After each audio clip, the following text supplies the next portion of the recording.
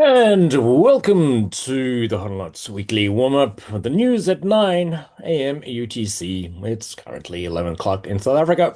I'm John. And I'm Vicky, currently 7 p.m. in Australia.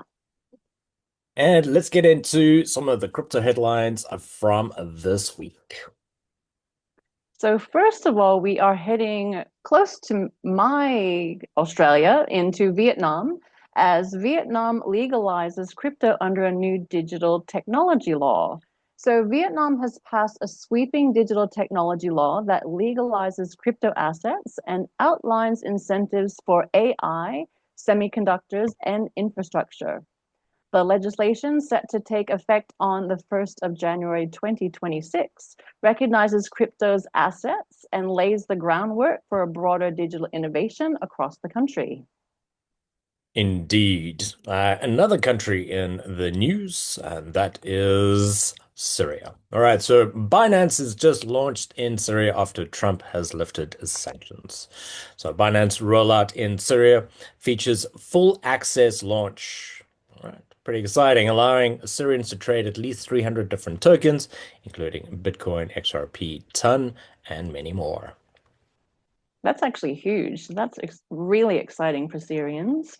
And also down south again to Brazil. So Brazil ends crypto tax exemptions and imposes a 17.5% flat rate on gains instead.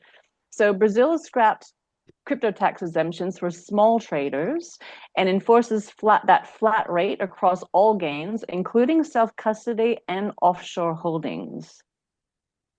And then let's look at another use case for Bitcoin. Brazil, sorry, not Brazil, but Bitcoin-backed loans are opening up the real estate market to the crypto rich, and that's tax-free. So Bitcoin holders are using crypto-backed loans to buy real estate without selling their Bitcoin, avoiding capital gains taxes while staying exposed to the upside momentum of Bitcoin.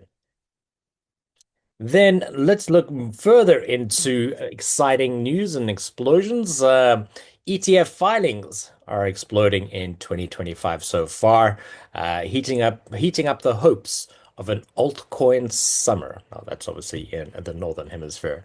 This year has seen an uptick in the number of altcoin ETF applications, with at least 31 different ETF applications having been filed in the first half of this year. That is exploding, isn't it? And speaking of filings, for those who have been following XRP lawsuit, that is predicted that the lawsuit could end soon. There's a 70% chance of settlement. So, after 4 years of a legal battle, the Ripple versus SEC case could finally be over. Both parties have recently filed a joint motion to settle. So, Ripple aims to unlock $125 million from escrow. 50 million would go to the SEC as a civil penalty, and 75 million would return to Ripple. The goal is to wrap it up without any more delays or appeals. And wouldn't that be fantastic for us? So just watch Ripple if you've been looking at that for quite a long time, just to see what it does after that happens, should it happen. Absolutely. We're looking for any coin that moves at any point, but news like this is important. What else is in the news as well is that 93% of all Bitcoin ever has been already been mined. We're looking at about 19.6 million out of the 21 hard cap having been mined. More on that in the next HODLNOTS Happy Hour Hangout as we delve into that and what it means for you and I, anybody within the crypto space. Then another interesting topic that we're going to be delving into as well is that you've all heard of strategy has been assimilating as much Bitcoin as possible, and so has BlackRock. BlackRock owns 3% of all Bitcoin out there. But what's interesting is the paradox. So we all know Bitcoin was built as a decentralized alternative to centralized finance, right? However, when you get something like BlackRock, one of the world's largest, if not the world's largest asset manager, buying up over 600,000 Bitcoin via centralized vehicles, it creates this paradox. This decentralized asset is increasingly controlled by centralized institutions. More on that in the HODLNOTS Happy Hour Hangouts in the next couple of weeks. And speaking of centralized institutions, two of the world's largest cryptocurrency companies are poised to secure licensing, granting them access to operate across the EU. So as a rift grows among regulators, these two exchanges are trying to get in there. So Gemini, which is a big exchange, is set to go into Malta and Coinbase into Luxembourg. So hopefully that will open up more of the EU to more exchanges. So watch that space. Now, speaking about space, not quite the new frontier, but big giants such as Walmart and Amazon are exploring their own plans to launch stablecoins. So what does that mean? All right, American retail giants Amazon and Walmart are considering this possibility. This move could potentially change the way consumers pay for goods online, while helping large retailers reduce the costly transaction fees. There we go, crypto in play. Crypto in play, indeed, and that's actually very exciting as well. I keep saying exciting, but it is exciting. This space is exciting. What is not so well, actually, it would be very exciting in quotation marks for this next poor person.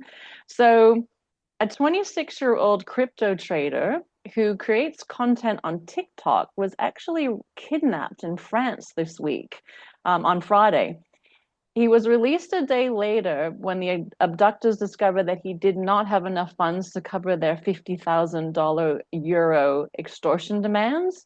But that would have been, let's say, exciting for him and interesting for everyone that does TikTok, actually. Well, I mean, there are all these kind of things coming into play. People are looking at kidnappings, and there's Yeah. there's some fear around it. But let's move on from the news into the fear and greed side of things, Vicky. Oh, I got it right. No, yes, I got it right that time. So the Fear and Greed Index this week, which tracks the overall crypto sentiment, has gone into the greed zone. So it was neutral last week when we looked at it, and now it's gone into the greed zone. It's greed, despite, which is interesting, despite the rising geopolitical tensions after Israel launched a series of airstrikes on Iran. So it posted a score of 63 today, despite what's going on, and it's maintaining its position in the greed territory. Also, despite Bitcoin falling to 103,000, I think, on Friday, although I see it's up to 106 today. So those of you who were on the happy hour hangout know what this greed means because we did all about the fear and greed index last week. And if you hadn't watched it yourself, there is a recording to watch. So it's actually really interesting, the fear and greed index and how we can use that to trade for the week. So please do watch that if you can. Well, speaking about Bitcoin and Mm. the week, back at 107,000, and we're gonna have a quick look now. If you guys are feeling buoyant around that news, pop a little emoji. If you're feeling good, not greedy, but you're feeling positive and buoyant around the market, pop it in there. If not, drop us a sad one as well. But let's have a quick look. You guys are too kind. You laughing at the fear and greed index? All right, let's have a look. Let's get into this now. So, having a look at Bitcoin for the moment. This, as usual, is the day chart. You can see some recovery around that. So we did have, the news over the Friday or so around the Israel and Iran tensions. We did see a drop there as the oil price did spike. Bitcoin went down, all the risky assets, but there's been some stabilization over the last couple of days. So we're looking at Bitcoin here. For those of you who know, we're looking still at this beautiful green cloud on the day, nice momentum there. We're having a look at some recovery happening down at the moment. We're still finding some nice support in this front side of something, right? Good. All right, so that's just looking at Bitcoin itself. With the HODLNOTS indicator, if we bring in the HODL fire, you can see there is some good confirmation around that, the fact that we still got that support. We might have a temporary top there at the moment, but all right, and as you break it down into the lower time frames, we can have a look and see that we're still going sideways here, ladies and gents. We still obviously have to break that all-time high of 111,980, where it's still very much possible. But something to consider into play, if we look at the Bitcoin dominance chart on the day, we did see a little respite there early last week. just after this call from last week, and we saw that it dropped for a bit and the alts ran a little. But at the moment, we're still seeing it's still quite high up in terms of this weather forecast in the crypto space, is that we do see a pivot top on the day, temporary at the moment. We'd like to see this start to drop again, right? And again, if we bring back the HODLNOTS indicator, we know that there is some support in around that. We'd like to see that start breaking down, kind of that cascade effect, and we start to see some recovery for the alts as cash doesn't go into Bitcoin as much, but more into these alts. And that's what we're looking for over here in HODLNOTS, that volatility where we can make scalp trades within minutes and take some great profits.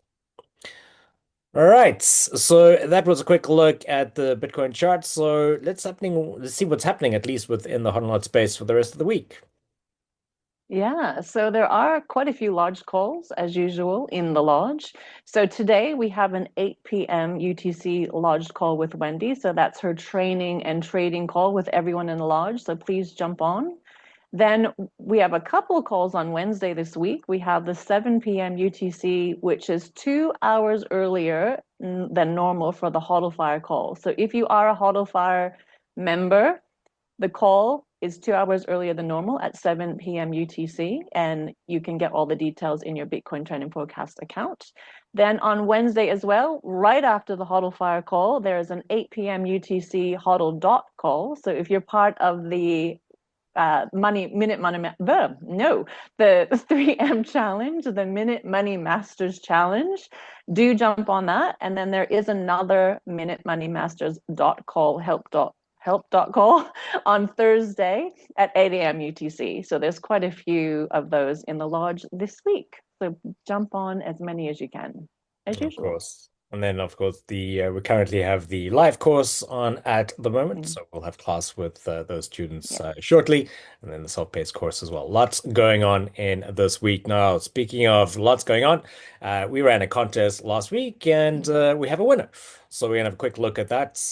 Unsure if the person's on the call at the moment, but have a quick look. So well done, Clem's King X Plus. Or Clem's King 2. Ladies and gents, as simple as engaging with the post on Twitter or Facebook and Instagram. So looking at that, you guys can go look at the same post. Very simple. Would you guys like the HODLNOTS indicator for 30 days? Right? Cool. Very simply, all you need to do, click on the post, whether it be Facebook or Instagram or Twitter, and tag two of your friends and be like, well, let's get X person to join. All right, need two of them. And those are members or people who are not yet members of Bitcoin Trend and Forecast. We want to share the love around the HODLNOTS indicators. So very simply, to enter, tag two of your friends, anybody who isn't part of Bitcoin Trend and Forecast. We'd love to give you and your two friends the the HODL Fire indicator for 30 days. It's as simple as that. So jump in. The post is live. We will be drawing the next winner on Thursday at 1 p.m. UTC. So that'll be in 4 days and a couple of hours from now to simply get involved with that. Now, time to get involved. Okay, so we haven't done this in a while, and for people in the lodge, you might recognize this if you have been on Liesel's calls. We are going to do some aerobics. What is aerobics? Well, it's important to stop looking at the screen for a while. We look at the screen too much, our necks get tight, our eyes get tight, our body gets tight. So it's really important to do some stretches. So let's do a few stretches now. And the first one, we're going to look up and down. And yes, up, I want the HODL Fire. Down, yes, I want the HODL Fire. Down. Let's do a couple of those first. Then no, you are not getting the HODLNOTS indicator. You are getting the HODL Fire instead. So no left, no right. Hands in the air. Who wants the HODL Fire? Stretch to the left, stretch to the right. Oh, am I doing left or right though? Left or right? We're doing the opposite. So it's a bit of fun, but it is really important. Please don't sit at your desk all day. Get up, stretch, look far in the distance. You don't want to get bad eyes, bad neck, bad bum, bad back, bad anything. So it's a little bit of fun, but it is actually really important. So thank you. I could I'm sure all of you at home were doing the same thing as we were. Well, they were exercising, but they were exercising their facial muscles that they were laughing at us. So thank you for With participating in that us, part. So with remember, do go us. outside. If you're not in snow, remember to touch some grass, get out there, see some greenery. That is super Yeah. important. And on that note, Vicky's going to share the weekly thought with us. Oh, the weekly thought is so whatever you must do today, do it with the confidence of a 4-year-old child in a Batman cape. There we go. Did with confidence of a 4-year-old child in a Batman's cape. That is wise words, much like the one from Cauliflower last week. Thank you for joining this week's Huddle Knots weekly warm-up. We hope you learned something. Hope you managed to stretch the muscles, look at Bitcoin, wait for that dominance to drop. Yes, Huddle Knots rule indeed. See you on the live calls, and we'll catch you all same time, same place next week. Ciao, ciao.